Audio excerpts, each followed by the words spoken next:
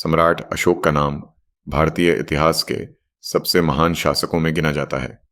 मौर्य साम्राज्य के शासक अशोक का जन्म 304 ईसा पूर्व में हुआ था। उनके पिता बिंदुसार और दादा चंद्रगुप्त मौर्य थे। अशोक अपने बाल्यकाल से ही बहादुर और बुद्धिमान थे।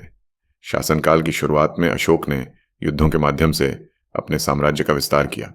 उनका सबसे प्रसिद्ध युद्ध कलिंग का युद्ध था, जिसे उन्होंने 261 ईसा पूर्व में लड़ा। हालांकि इस युद्ध में लाखों लोग मारे गए और अनगिनत जीवन बर्बाद हुए। युद्ध की भयानकता ने अशोक के जीवन को पूरी तरह बदल दिया।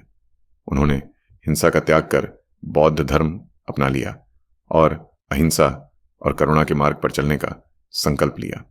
अशोक ने अपने शासनकाल में धर्म और नैतिकता के प्रचार पर ध्यान केंद्रित किया।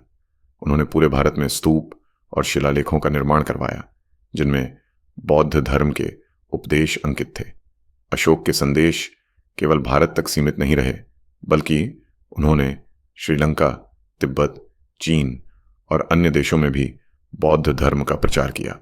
अशोक ने प्रजा की भलाई के लिए कई सामाजिक और आर्थिक सुधार किए। उन्होंने अस्पताल, धर्मशालाएं और सड़कें बनवाईं। उनका शासनकाल धर्म, शांति और न्याय का प्रतीक माना जाता है। सम्राट अशोक का जीवन हमें सिखाता है कि सच्ची महानता युद्ध में नहीं, बल्कि मानवता और शांति में है। उनके योगदान ने उन्हें धर्म अशोक की उपाधि दी और उनकी विरासत आज भी प्रेरणादायक है।